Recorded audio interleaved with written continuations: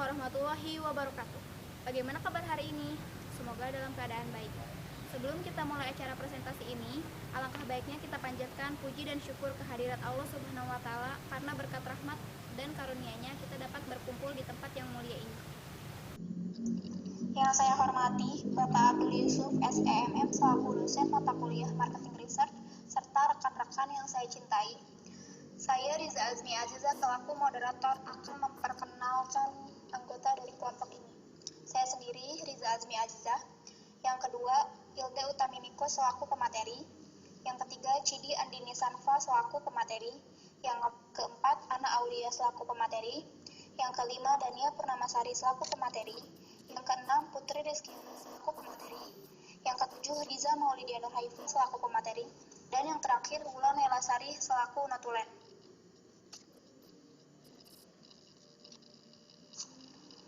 Latar belakang masalah. Perekonomian global memasuki awal 2014 menunjukkan tanda-tanda perbaikan, dimotori oleh Amerika Serikat dan Jepang, disertai adanya sinyal pemulihan ekonomi di kawasan Eropa, China, dan India.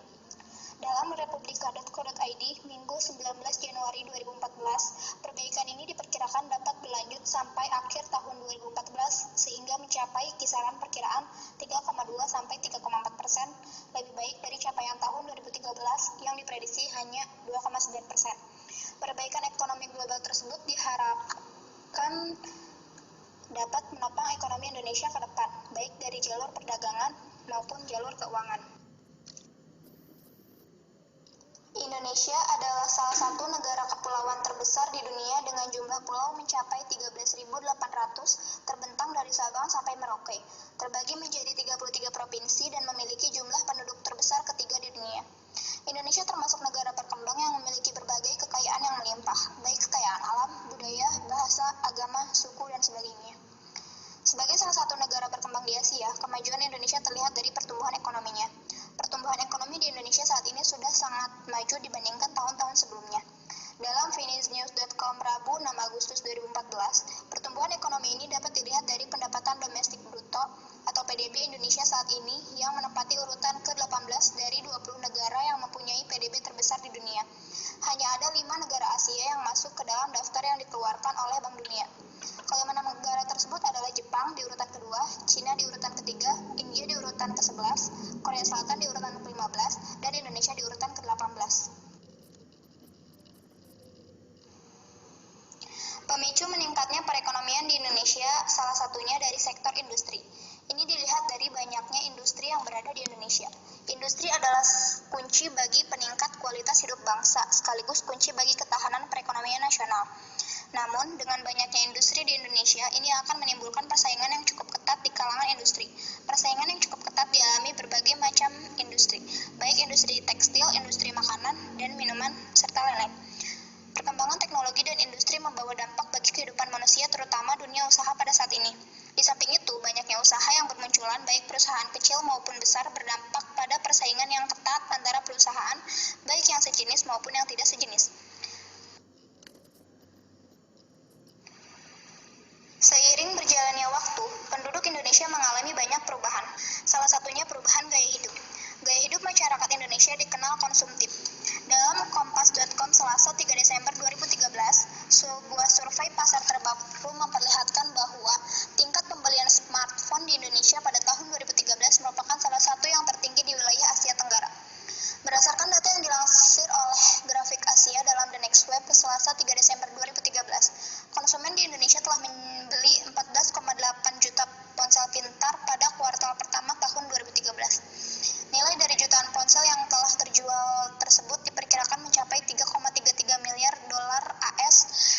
Secara rata-rata, smartphone memiliki pangsa pasar sekitar 69% di wilayah Asia Tenggara seperti Indonesia, Malaysia, Thailand, dan Vietnam.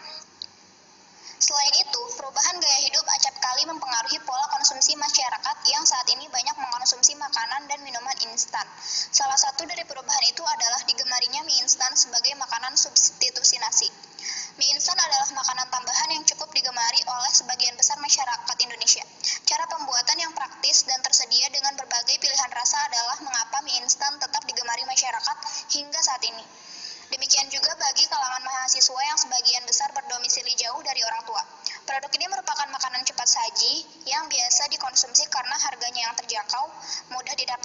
dan sifatnya yang tahan lama. Aktivitas yang cukup padat di kalangan remaja hingga dewasa membuat mereka menggemari mie instan ini.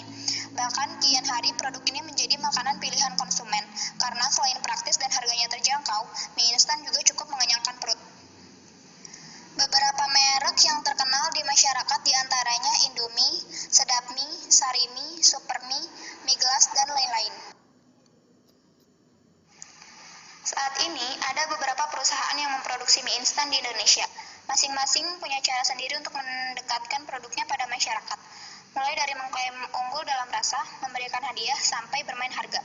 Perkembangan produk mie instan yang sudah dianggap sebagai makanan cepat saji, bahkan sebagai makanan pokok, menyebabkan tingkat persaingan industri mie instan ini semakin ketat. Ketatnya persaingan produk mie instan menjadikan perusahaan harus bekerja keras.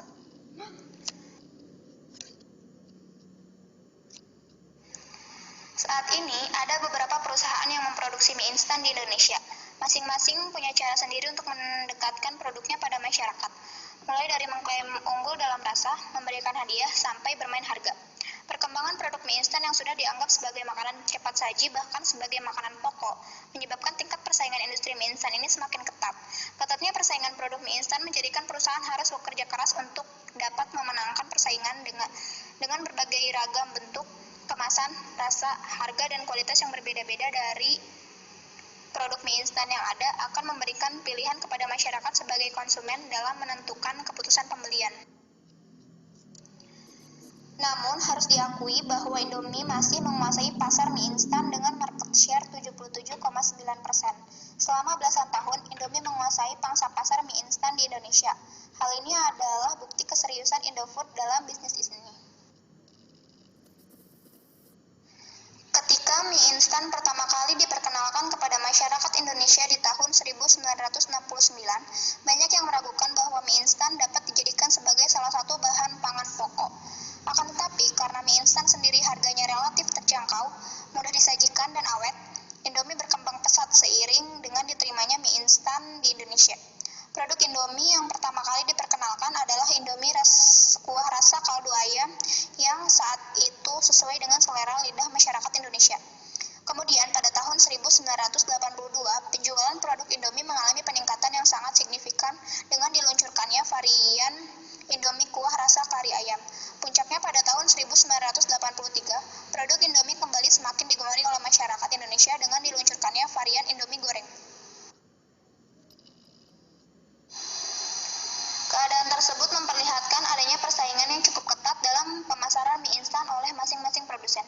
Persaingan yang timbul dalam memikat hati konsumen dimungkinkan dapat ditemukan oleh kejelian masing-masing perusahaan dengan menerapkan strategi pemasaran yang jitu dan tidak mudah diikuti oleh perusahaan lain.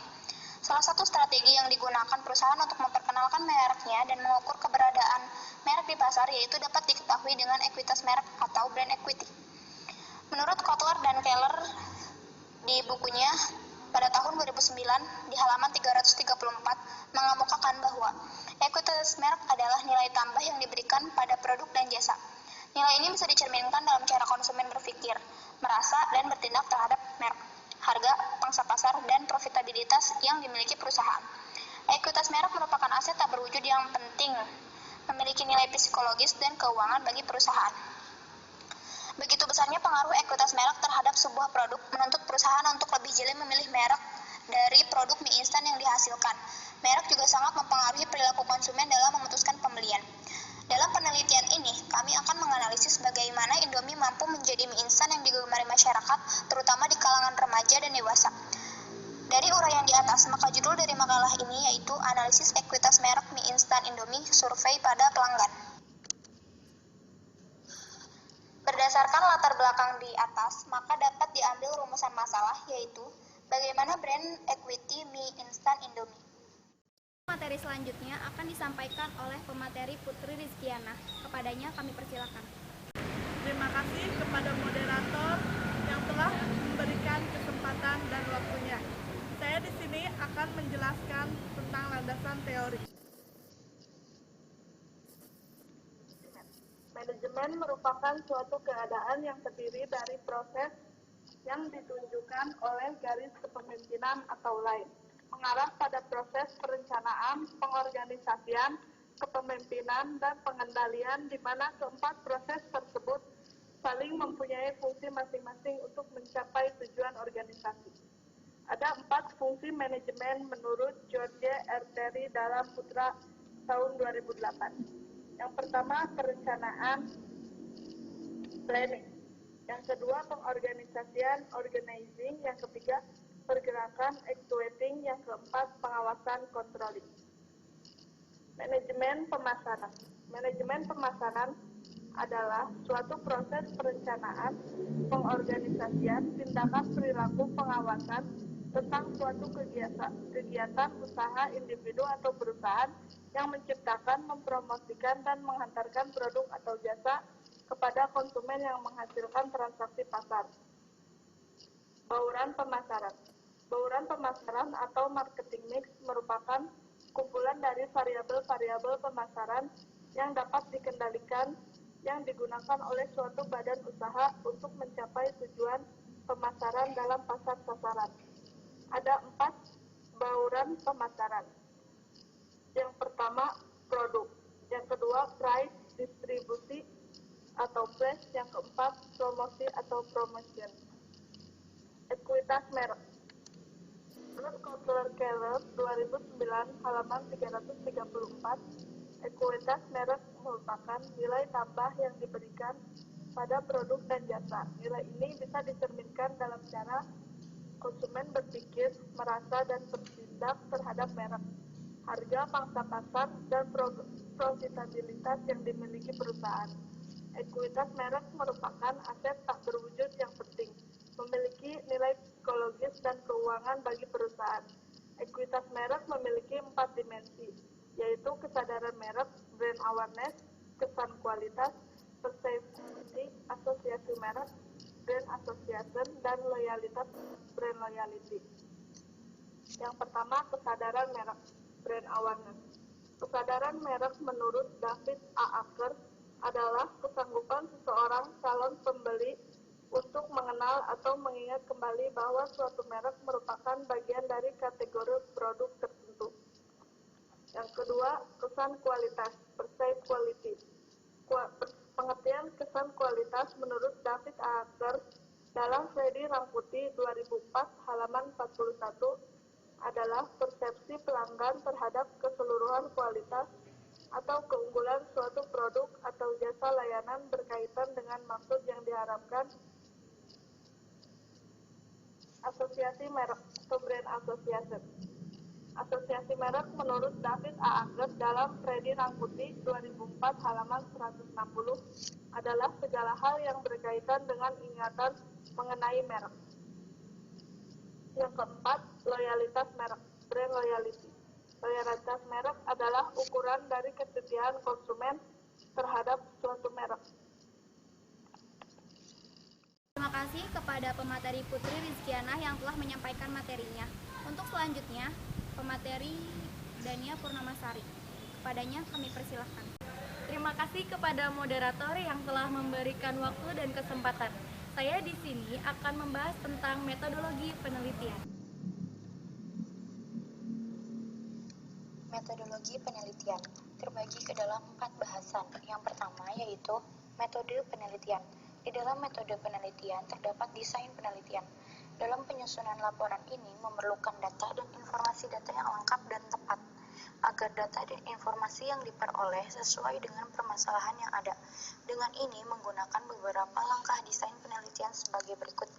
Yang pertama, harus ada studi pendahuluan, lalu dapat mengidentifikasi dan rumusan masalah, lalu menjadi suatu kerangka pemikiran dan hipotesis penelitian.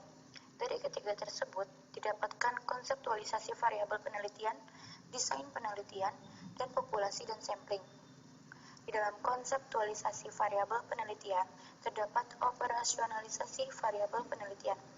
Di dalam desain penelitian dan populasi dan sampling, dapat mengumpulkan data. Jika sudah terdapat operasionalisasi variabel penelitian dan dapat mengumpulkan data, maka data dapat dianalisis dengan uji validitas dan reliabilitas. Jika sudah, maka dapat diambil kesimpulan. Pembahasan selanjutnya yaitu variabel penelitian. Di dalamnya terdapat instrumen penelitian. Instrumen penelitian dengan variabel ekuitas merek terdapat 4 subvariabel. Yang pertama brand awareness, perceived quality, brand association, dan brand loyalty. Di dalam brand awareness terdapat 4 indikator. Yang pertama unaware of brand, brand recall, brand recognition, dan top of mind. Lalu perceived quality terdapat 6 indikator. Yang pertama performance, lalu durability, yang ketiga conformance to specifications, yang keempat features, 5 reliability, 6 dan aesthetic. Lalu brand association terdapat 4 indikator, atribut, manfaat, attitude, dan lifestyle. Terakhir brand loyalty terdapat 5 indikator, switcher, habitual buyer, satisfied buyer, likes the brand, dan committed buyer. Pembahasan ketiga yaitu metode pengumpulan data. Ada populasi dan sampel. Yang pertama populasi. Menurut Sugiono pada tahun 2004 halaman 72 menjelaskan bahwa populasi adalah wilayah generalisasi yang terdiri atas objek atau subjek yang mempunyai kualitas dan karakteristik tertentu yang ditetapkan oleh peneliti untuk dipelajari dan kemudian ditarik kesimpulannya. Adapun populasi yang digunakan dalam penelitian ini adalah pembeli mie instan Indomie di Universitas Negeri Singaperbangsa Karawang, sebanyak kurang lebih 13.000 orang mahasiswa. Selanjutnya sampel. Menurut Sugiono, tahun 2007, halaman 91, sampel adalah bagian dari jumlah dan karakteristik yang dimiliki oleh populasi tersebut. Sesuai dengan masalah penelitian, maka yang dijadikan sampel adalah pembeli mie instan Indomie di kampus Universitas Negeri Singaperbangsa Karawang sebanyak 100 orang dengan menggunakan taraf kesalahan 10%, didapatkan sampel sebanyak 100 orang.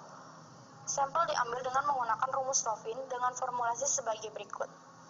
N sama dengan N besar per 1 tambah N besar dikali E pangkat 2, di mana N adalah ukuran sampel, N besar adalah ukuran populasi, dan E adalah taraf kesalahan.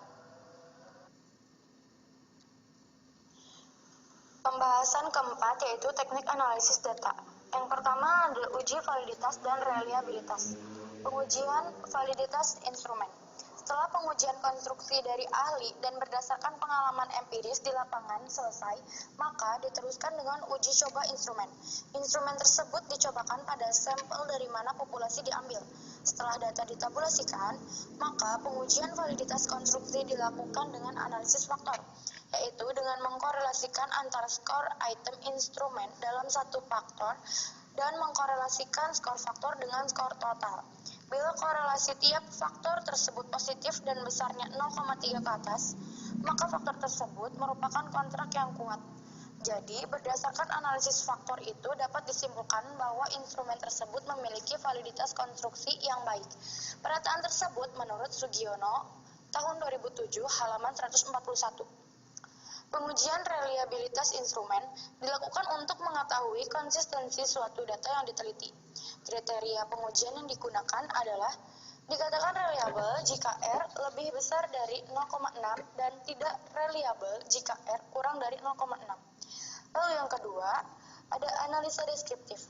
Menurut Sugiono pada tahun 2007 halaman 169, statistik deskriptif adalah statistik yang digunakan untuk menganalisis data dengan cara mendeskripsikan atau menggambarkan data yang telah terkumpul sebagaimana adanya tanpa bermaksud membuat kesimpulan yang berlaku untuk umum atau generalisasi. Analisis statistik deskriptif menggunakan data ordinal, yaitu data yang tidak memiliki nilai kuantitas dan dapat menunjukkan perbedaan tingkatan satu hal dengan hal yang lainnya. Untuk menganalisis data dengan cara menggambarkan ekuitas merek pembeli mie instan Indomie. Lalu analisis C-square pada kesadaran merek. Analisis yang digunakan untuk pertanyaan bagian kesadaran merek ini adalah C-square, yang ditujukan untuk memeriksa ketidaktergantungan dan homogenitas antara mie instan Indomie yang diberi perlakuan dengan kategori responden. Kategori responden yakni Responden yang saat ini mengkonsumsi Indomie, pernah mengkonsumsi Indomie, dan tidak pernah mengkonsumsi Indomie. Lalu skala Likert dan rata-rata. Pada persepsi kualitas, dalam skala ini, responden diberi 5 alternatif jawaban sehingga rentang skala yang digunakan adalah 1 sampai dengan 5. Maka penggolongan kategori berdasarkan nilai atau skor yang diperoleh dilakukan dengan cara mengalihkan besarnya bobot pada kategori tertentu yang telah ditetapkan dengan jumlah responden yang termasuk dalam kategori yang sama. Lalu terakhir, uji Cochrane-Kitts pada asosiasi merek. Uji Cochrane-Kitts digunakan untuk pengujian atribut-atribut asosiasi merek pada data dengan skala pengukuran nominal atau untuk informasi dalam bentuk terpisah 2 atau dikonom yang dilakukan secara bertahap, yaitu mulai dari seluruh atribut sampai pengujian asosiasi yang menunjukkan hasil tidak ada hubungan yang cukup signifikan antara asosiasi yang dipilih responden.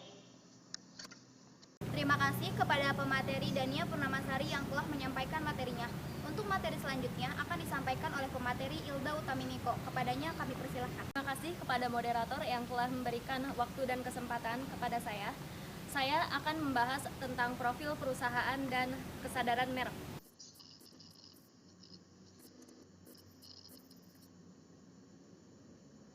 Profil perusahaan. Sejarah singkat perusahaan. PT Indofood CDP Sukses Makmur Merdeka merupakan perusahaan pabrik yang bergerak di bidang makanan dan minuman. Perusahaan ini didirikan oleh Salim pada tahun 1990 yang berkantor pusat di Jakarta, Indonesia. Beberapa tokoh yang berperan penting dalam suksesnya PT Indofood: Antoni Salim selaku Direktur Utama, Pangilinan Komisaris Utama. PT Indofood memproduksi mie instan, es krim, makanan ringan, biskuit, tepung terigu, sirup, susu, minyak goreng, dan pasta. Salah satu mie instan yang diproduksi oleh PT Indofood CDP Sukses Makmur, Indomie mulai diluncurkan sejak tanggal 9 September 1970. Diperkenalkan pertama kali pada tahun 1970. Saat ini, sebelumnya adalah Food Manufacturing 1970 hingga 1990. Paling khas dengan rasa ayam dan udang. Dipasarkan di Indonesia. Indomie juga dipasarkan secara luas di mancanegara, antara lain Amerika Serikat, Australia, berbagai negara Asia, dan Afrika, serta negara-negara lain. Jadikan Indomie sebagai salah satu produk Indonesia yang mampu menembus pasar internasional. Di Indonesia sendiri, sebutan Indomie sudah umum dijadikan istilah generik yang merujuk kepada mie instan. Indomie diklaim sebagai makanan bergizi produsennya. Produk mie instan ini disebut memiliki berbagai kandungan gizi seperti energi, protein, niacin, asam folat, mineral, zat besi, natrium, dan berbagai vitamin A, D6, B12. Untuk melihat secara lengkap mengenai Indomie, bisa membuka situs di www.indomie.com.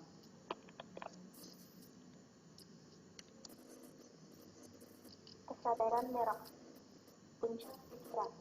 Berikut hasil analisis data terhadap 30 orang responden mengenai merek-merek mie instan. Yang memilih merek Indomie sejumlah 26 responden, sedangkan 4 responden jumlah 30 responden. Berdasarkan data di atas, diketahui untuk kategori mie instan, merek Indomie menduduki posisi top of mind yang berarti paling diingat oleh responden dengan jumlah lebih dari 50% responden yang paling mengingat merek Indomie saat ditanyakan mie instan yang paling diingat. Hal tersebut menunjukkan bahwa responden sudah sangat mengenal merek Indomie dengan baik dan memang menjadi merek yang direkomendasikan untuk jenis mie instan. Brand recall atau pengingatan kembali terhadap merek. Brand recall dilakukan dengan menanyakan merek instan dan selain yang telah disebutkan pertama kali atau top of mind. Yang memilih produk Indomie sejumlah 3 orang responden, Sedapmi 15, Sarimih 9, Sakura ABC 1, jumlah 30 responden. Hasil penelitian menunjukkan bahwa merek Indomie memperoleh tingkatan ketiga setelah merek lain. Hal tersebut menunjukkan hasil yang ideal karena presentasi responden yang menyebutkan merek Indomie menurun dibandingkan dengan presentasi pada saat top of mind, karena responden sudah menjadikan merek Indomie sebagai merek yang paling mudah diingat untuk kategori mie instan. 3. Pengenalan merek. Pada tingkatan ini, responden dibantu untuk mengingat merek Indomie dengan bantuan kemasan mie instan. Hasil penelitian dari 30 responden menunjukkan bahwa satu orang yang harus diingatkan akan keberadaan merek Indomie dengan mie instan. Hal tersebut karena responden merupakan pelanggan mie instan yang mengkonsumsi merek lain selain produk Indomie. Selanjutnya, tidak menyukai merek. Pada tingkatan ini, responden tidak dapat menyadari dan mengingat mie instan merek Indomie meskipun sudah diberi bantuan berupa kemasan mie instan. Terdapat 4 responden yang tidak mengenal merek Indomie. Terima kasih kepada pemateri Ilda Utamimiko yang telah menyampaikan materinya. Untuk materi selanjutnya akan disampaikan oleh Riza Maulidia Nurhaifa. Padanya kami persilakan. Terima kasih kepada moderator yang telah memberikan waktu dan kesempatan. Saya akan menjelaskan tentang asosiasi merek. Hasil yang diperoleh dari 30 responden untuk jawabannya dapat dilihat pada tabel berikut. Tabel asosiasi responden terhadap produk mie instan Indomie. Asosiasi harga mie instan terjangkau. Jawabannya terdapat 28 orang, mengetahui slogan mie instan, terdapat 25 orang, mie instan mengandung gizi yang baik, terdapat 5 orang, satu porsi mie instan dapat mengenyangkan perut, terdapat 15 orang, mie instan memiliki ciri khas, terdapat 15 orang, mie instan memiliki banyak pilihan rasa, terdapat 30 orang, cara penyajian mie instan yang praktis, terdapat 26 orang, mie instan berkesan eksklusif, terdapat 23 orang.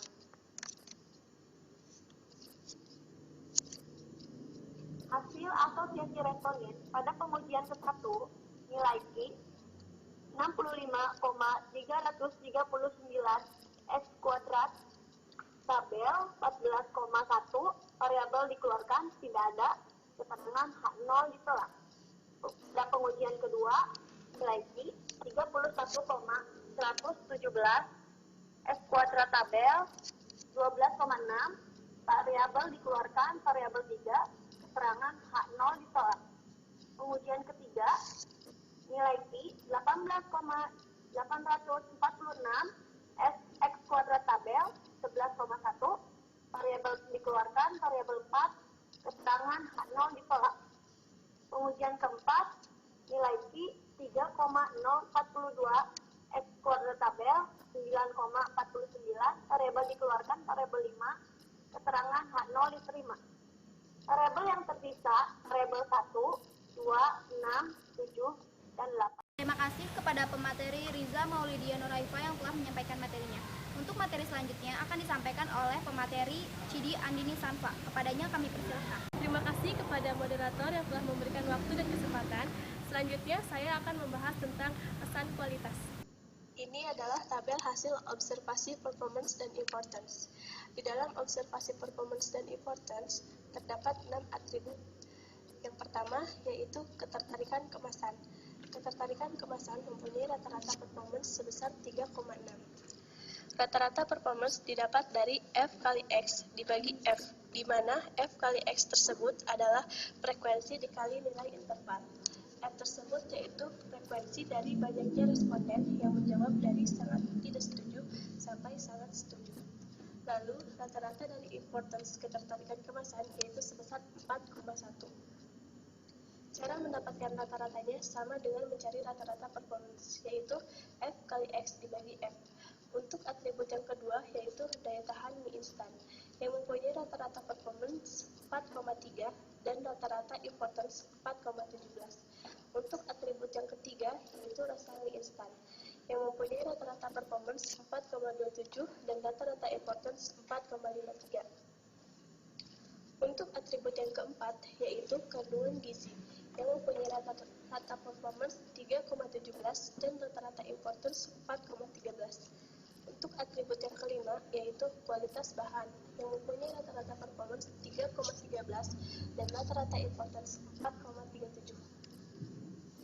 Untuk atribut yang keenam, yaitu aroma mie instan, yang mempunyai rata-rata performance 4,07 dan rata-rata importance 4,07. Lalu, setelah 6 atribut didapat, rata-rata untuk performance sebesar 3,76 dan rata-rata untuk importance dari keseluruhan atribut sebesar 3,9.